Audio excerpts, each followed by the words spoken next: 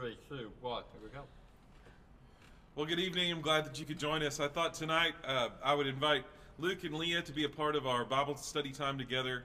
We're going to read a passage in Mark chapter 3, and I want you to think about, as we're reading this, who are the people that encourage you, and you might also think about the people who root against you, because you're going to see maybe both sides of the crowd tonight in this story. But this is Mark chapter 3.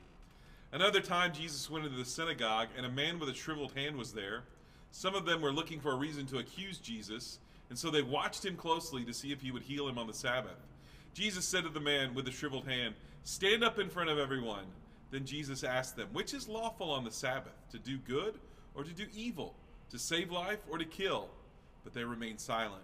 He looked around at them in anger, and deeply distressed at their stubborn hearts, he said to the man, "Stretch out your hand." He stretched it out, and his hand was completely restored. Then the Pharisees went out and began to plot with the Herodians how they might kill Jesus. Jesus withdrew with his disciples to the lake, and a large crowd from Galilee followed. When they heard about all that he was doing, many people came to him from Judea, Jerusalem, Idumea, and the regions from the Jordan and around Tyre and Sidon. Because of the crowd, he told his disciples to have a small boat ready for him, to keep the people from crowding him.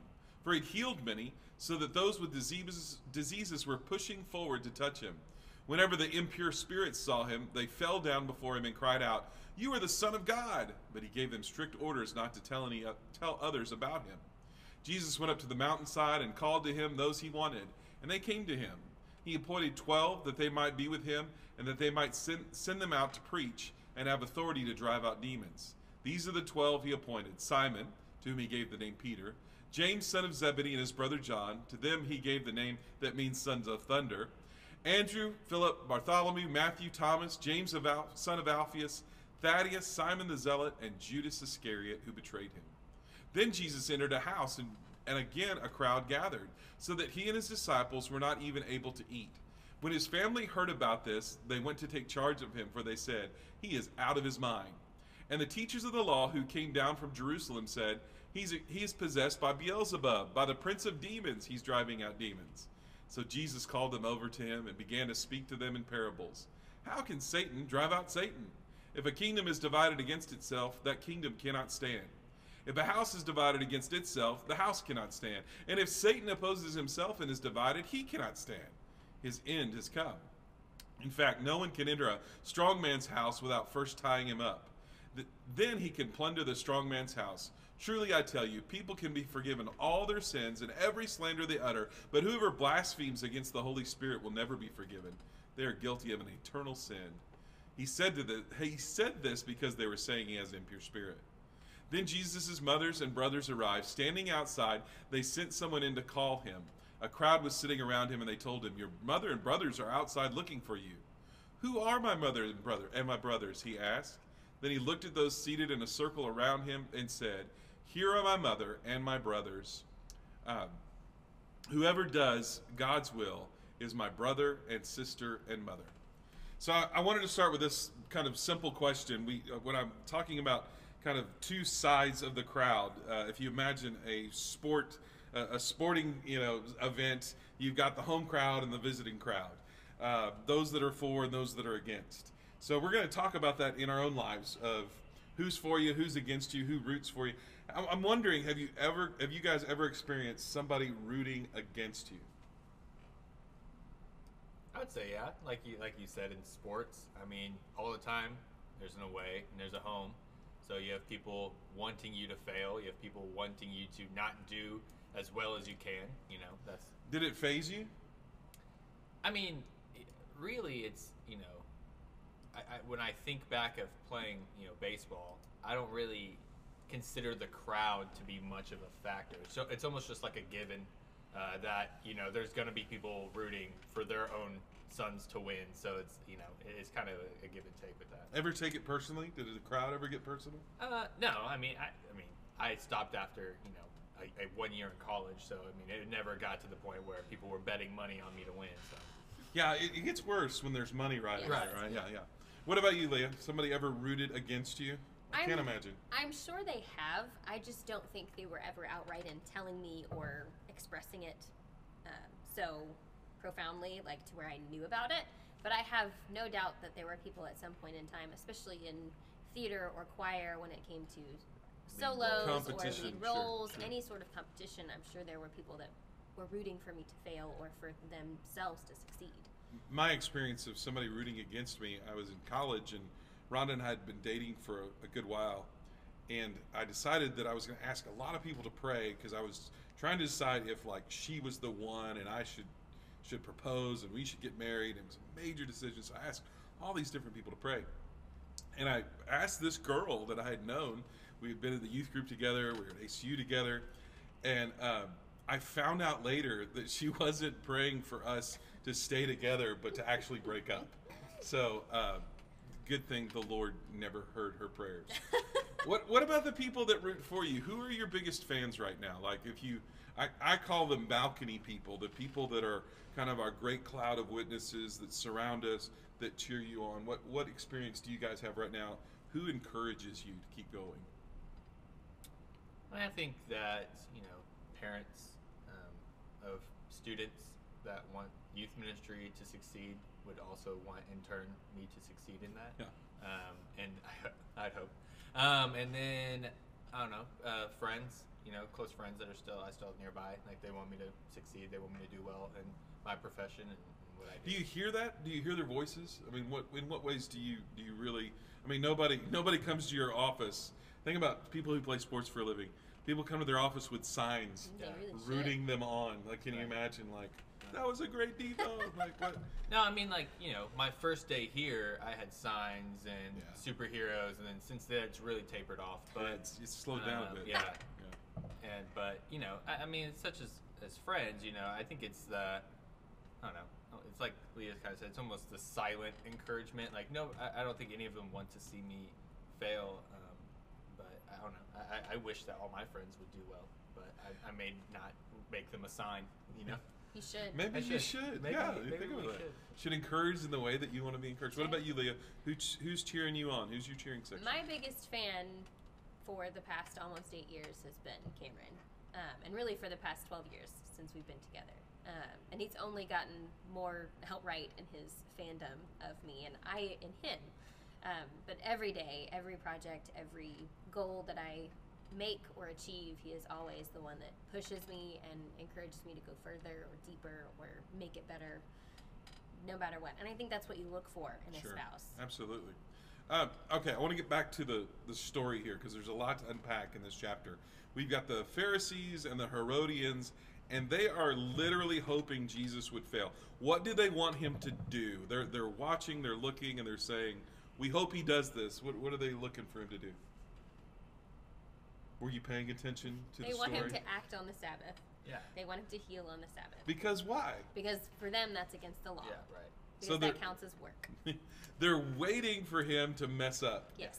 You guys ever experienced that? That you feel like you see somebody, you think, oh man, they're just waiting for me. I'll give you an example. I live in you live in my neighborhood now, Luke. I do. But we live in a neighborhood that has what's called a homeowners association, which should really just be called the Snitches Association. Because they're just waiting for you to, not trim your bushes, to not put your trash cans back where they're supposed to be, to paint your house the wrong color, to throw beer parties late at night, and then they're going to fine you. So I can kind of feel that pressure of home ownership and having to keep that up. What about other entities? Do you ever feel like that pressure of they're watching you, they're wanting you to fail? I mean, not so much of the idea that someone is just waiting for me to fall. I mean, there's always, you always compare yourself to people. So, like, I compare myself with, I know, people who graduated around the same time I did who are also in youth ministry. Right. So I look at what they're doing, and it's easy to compare yourself and feel better if you're like, oh, I see that they did this. Like, at least I haven't done that yet. And so I guess it's not really much waiting for them to fail, but when they fail, you almost take it as, whew, like that makes me look better. Well, there's a pressure of achievement too. Yeah. As your peers are doing better, you feel that pressure. I was thinking about, this morning coming to work, there was a car behind me in the left lane, and he was in a big hurry. Now, I was going at or near the speed limit, and I moved over thinking, I know right around this corner is where those police officers, and I've never prayed harder for law enforcement because all I wanted was what? For us to turn that corner as he zips by me and, says what he says, and then for those lights to flash. I was waiting for him to fail. So here's the Pharisees and the Herodians. Why do they want Jesus to fail so bad? What's at stake here? His, who he is, his legacy, everything he's claimed stake to. Well, and their reputation as lawmakers, as the authority. Yeah, their authority is at stake. Their rule is at stake. Their ability to control crowds and their religion. And but the interesting thing about the story is the crowds have a different reaction. Jesus heals this man with a shriveled hand, and they don't run away. In fact, they run towards. And so, what do you think when you read that about the crowd's reaction to Jesus? What do you think why are they following him so closely? Why are they so drawn to him? They want to see more. Yeah, I think it's that sense of is there something new? Like, we've been following this for years and years and years, and this is the way life was, but is there a new way? Is there something better? The whole Gospel of Mark is about establishing Jesus as the Messiah, and Mark does it different than other gospel writers. He does it through actions. He just tells the story. He doesn't do a lot of theology as much as he does. Jesus did this, and then they went here, and then this happened. It's a little bit like hearing the story from a 4-year-old, and then we hear, and then Messiah, and he's a little bit breathless in what he's telling. So as you think about all the things that happen in this story, what are the actions that establish Jesus? This is a theological question. What are the actions that establish Jesus's messiahship, his authority, his place in the kingdom? What do you see in there? Healing the man. There's the healings. Yeah. I think it's when he says, "You've heard it like this, but I say it like this." You know, it's been this way forever, but now I'm saying, now it's this. I mean, that is a direct, this is what you have been told your entire life, and now I'm telling you, this is what it now, like, this is the whole new way. There's the healings. There's also, I think this is fascinating, that the impure spirits, the demons, sometimes in the Gospels, the demons have the most clear pronouncement of who Jesus is, and yet Jesus tells them what? Don't say anything. He says, "You hush. Yeah. You don't say anything." And there's a lot of reasons why I think he tells them to hush. Some, I think he's letting people catch up to the fact of who he is.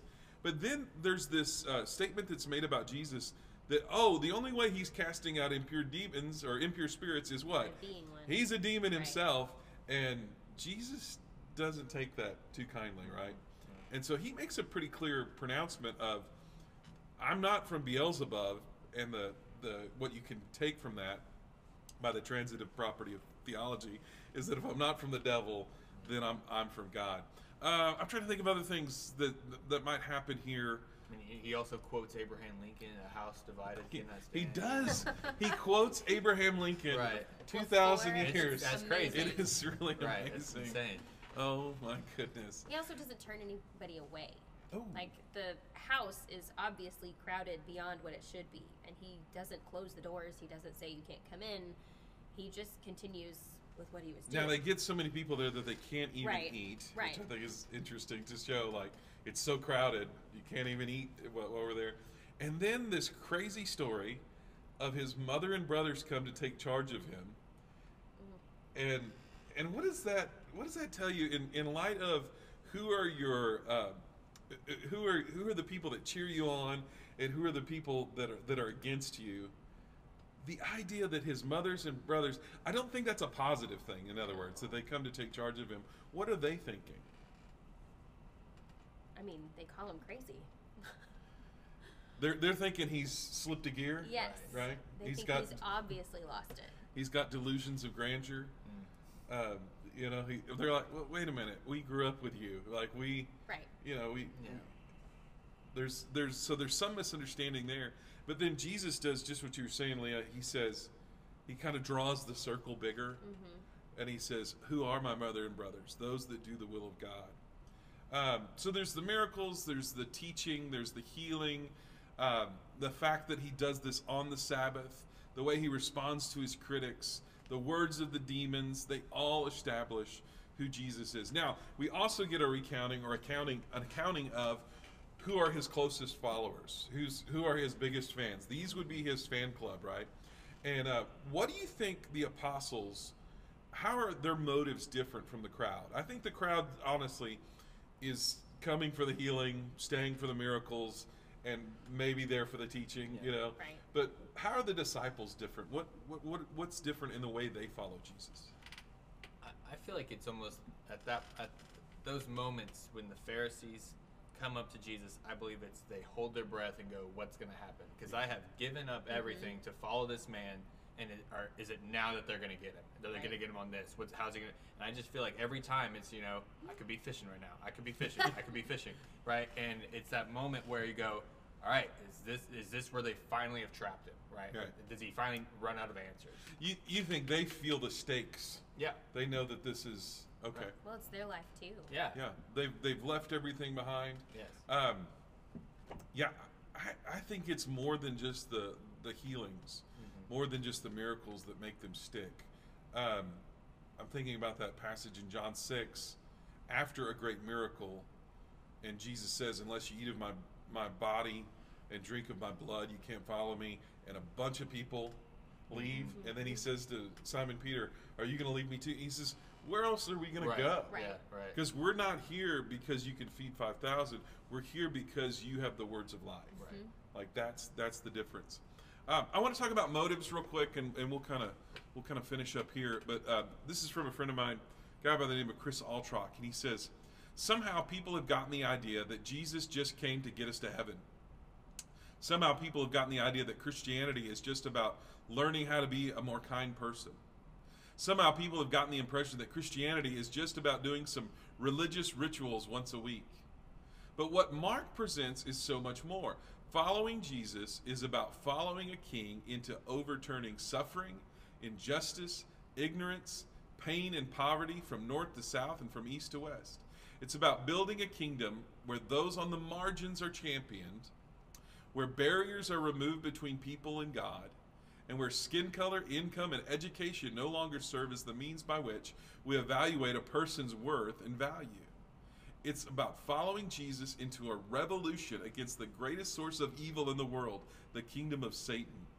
Jesus is inviting us to an adventure greater than we can imagine." So I want to talk about that. I want to unpack that for just a minute. How much time do we have here, Luke? How are we doing on time? We're at 18. We're at 18. Well, then we're going to stop right here. This idea, unless I guess we could hold over to next week.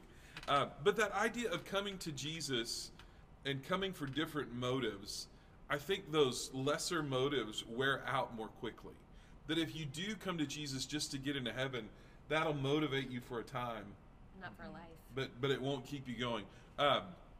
Or if I'm just learning from Jesus how to be more kind, more moral, well, there's other ways to do that. How is it different then to follow Jesus?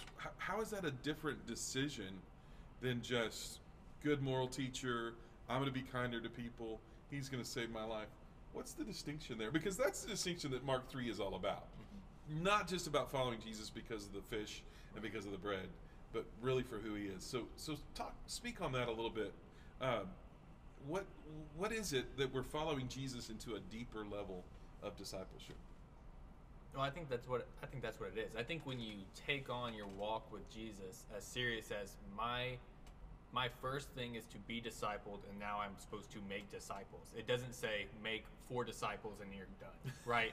It says go out and make disciples. So when you have that new, purpose of, well, I was once discipled, you're still being discipled, but you hit a moment where you're like, all right, now I feel like, I'm called to go and do the second half is to go make the disciples. And so, man, when you see Christianity not as, well, I'm just living my life to get a reward, but man, I have a purpose that this is what I'm supposed to be doing every single day, whether in word or just in action. When people see me, am I being a good example of a disciple? And so I think that is really what makes you want to dig deeper. and say, well, then how should I live? What should I be saying? How should I be doing when I think nobody's watching, right? Right. And so I think that's what really... What about you, Leah? How's it different? I think it comes down to a relationship.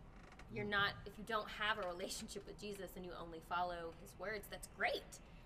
But it's barely scraping the surface. Right. If you have a relationship with him as man, as God, as the Son of God, then you have a totally different experience. And it's so interesting that here's how he does it. He starts by breaking the rules. Mm-hmm. And he says, if you came to follow rules, you're going to be disappointed. In fact, you're going to be really frustrated to the point that you want to kill me. Right. And you might even think I'm crazy, mom, brothers, and sisters. But he says, instead, walk into this deeper relationship. And here's where I want to end. Those are the things that will sustain us. That's why the apostles didn't leave. They didn't scatter. Because when the times get really, really difficult, even life-threatening, they had that relationship with Jesus. Well, that's good.